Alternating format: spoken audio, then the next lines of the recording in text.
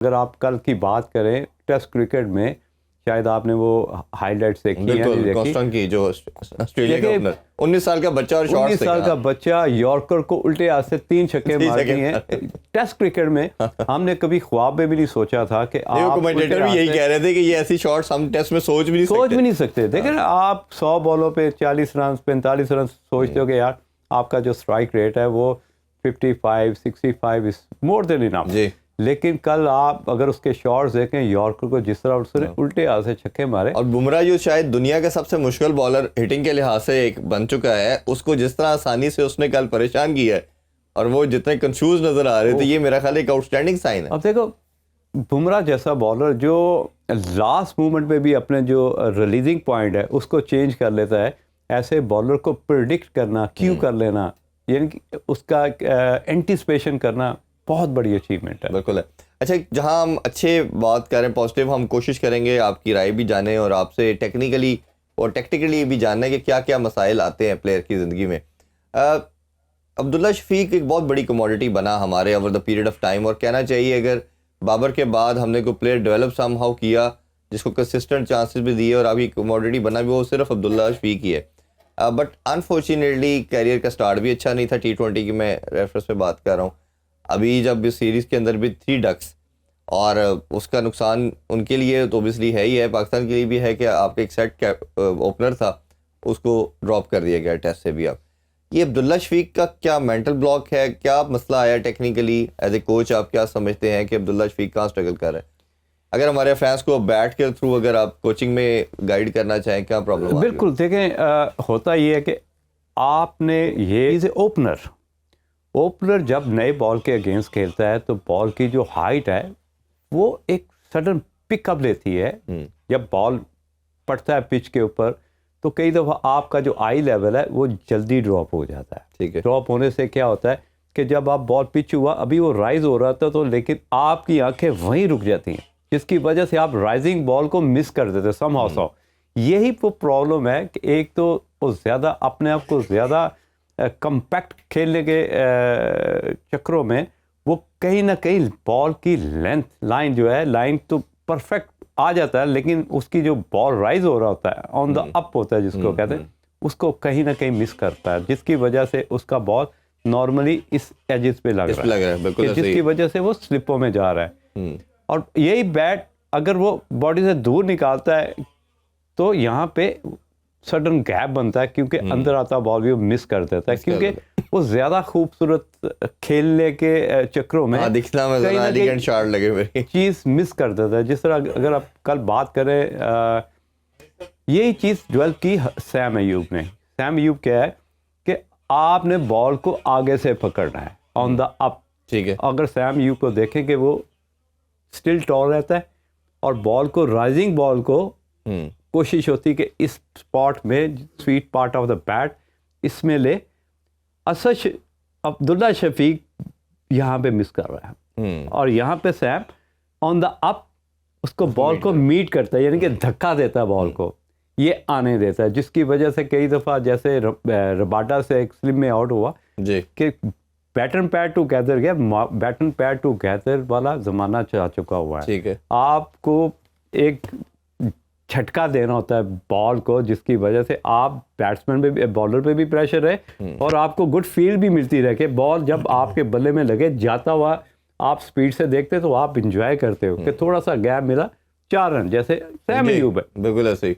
तो अब्दुल्ला शफीक को जब आपने देखा रबाडा ने बॉल किया, बैटन पैड टू गैदर गया, क्योंकि बॉल का जोर होता है जब बॉल बल्ले के इस पार्ट में लगता है तो ये सडन झरक मिलती है, आपका रिस्ट ब्रेक होता है, जिसकी वजह से बॉल इस तरफ जाता है। तो ये वो गलती है, मैं समझता हूँ कि जो कि उसको अब लर्न करनी पड़ेगी, वरना यही स्टिक रहेगा।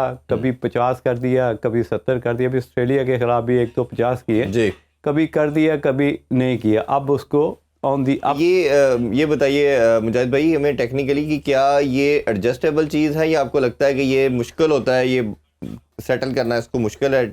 देखिए नंबर एक, आपको उस खूबसूरती से निकलना है जो आपका माइंड सेट होता है कि जी मेरा जो खूबसूरत कवर ड्राइव लिखनी चाहिए, जो एक टेक्स्ट बुक क्रिकेट है उससे बाहर निकलना पड़ेगा। आपको थोड़ी सी जो एजिलिटी है उसको इन्हेंस करना पड़ेगा ताकि आप बॉल के ऊपर जल्दी से पहुंच सकें। नो डाउट आपकी लाइनमेंट, आपका हेड स्टिल होना बहुत ज़रूरी। ये नहीं है कि आप बॉडी से थोड़ा सा बॉल गए तो आपका हेड भी हिलना शुरू हो गया और आपकी नीचे जो बेस है, लाइन है, वो भी ख़राब होनी शुरू हो जाए। तो ये वो बेसिक चीज़ें हैं। ऑब्वियसली अगर मैं अब्दुल्ला शफीक के साथ काम करूँ तो कोई मुश्किल काम नहीं है, क्योंकि जितना पैसा क्रिकेट में आ गया है, कोई भी नहीं चाहेगा कि अगर उसको किसी जगह पे डेवलप करना पड़े या उस पर मेहनत करके इन्हेंस करना पड़े। तो मैं नहीं समझता जितना पैसा क्रिकेट में आया है तो कोई भी प्लेयर हार्ड वर्क से घबराता हो। बिल्कुल ठीक है। अच्छा, थोड़ा बाबर आजम के हवाले से भी हम बात करते हैं। एक बहुत बड़ी अचीवमेंट, जिस तरह मैंने इंट्रो में कहा कि फिर दोबारा 4 साल से कंसेक्टिव नंबर 1 बैटर के तौर पे बहुत बड़ा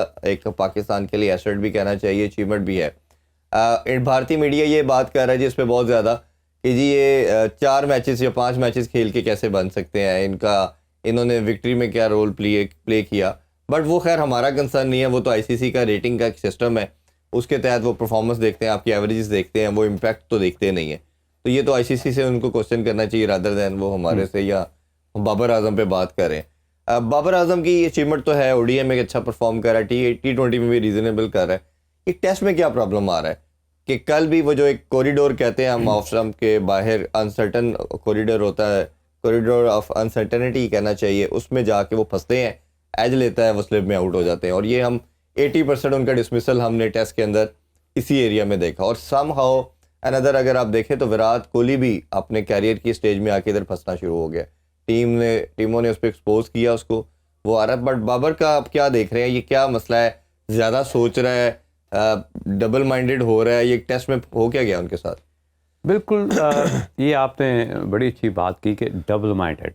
अगर आप उसकी जो स्लिप में कैच हुआ वो देखें, वो हाफ हार्टेड था, छोड़ा था, खेल रहा था। कि कई नॉर्मली ये हम इसको डिविलियर्स शॉट कहते हैं कि आप बॉल जाते हुए बॉल को हल्का सा पंच किया, फर्स्ट बाउंस पे स्लिप से निकल गया, 4 रन।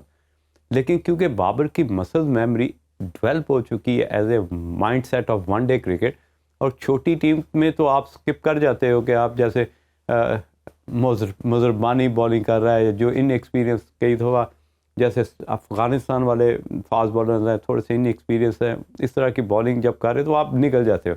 लेकिन जहाँ पे एक्सपीरियंस हो और प्लान करके आपके अगेंस्ट बॉलिंग कर रहे हो तो वहाँ पे आपका स्किप करना या ऐसा शॉट जिस पे आप 1 बॉल का चांस लेना चाहो स्लिप में से या थोड़ा सा गैप मिलेगा निकल जाएगा, वो नामुमकिन है। और ख़ास तौर पे ऐसी पिच जहाँ पे घास हो, क्या आप बॉल को पूरा स्विंग होने देते हो या आप थोड़ा सा क्रीज से बाहर निकल के उसकी स्विंग को किल करते हो। ये 2 ही ऑप्शन है। बाबर थोड़ा सा लेट खेल रहा है ताकि बाबर थोड़ी सी स्विंग को थोड़ा सा टाइम देने की कोशिश कर रहा है, लेकिन वो गलत कर रहा है। उसको आगे आना पड़ेगा, क्योंकि अगेन कि आपको बॉल को मीट करना है और वहीं से बॉल, अगर घास वाला पिच है जैसे सीम स्विंग कल हो रहा था, 4 विकेट जल्दी गिर गई, ऐसी पिच पे आपको क्रीज से बाहर आना चाहिए, बजाय कि आप बॉल को थोड़ा सा टाइम दो। क्योंकि आप बॉल को जब टाइम देते हो पूरा स्विंग होने का, तो उसमें क्या है, बॉल राइज हो रहा होता है, तो आपकी क्योंकि आंखों के नीचे होता है, तो कहीं ना कहीं आप बल्ले की जो छेड़छाड़ है वो कर जाते हो।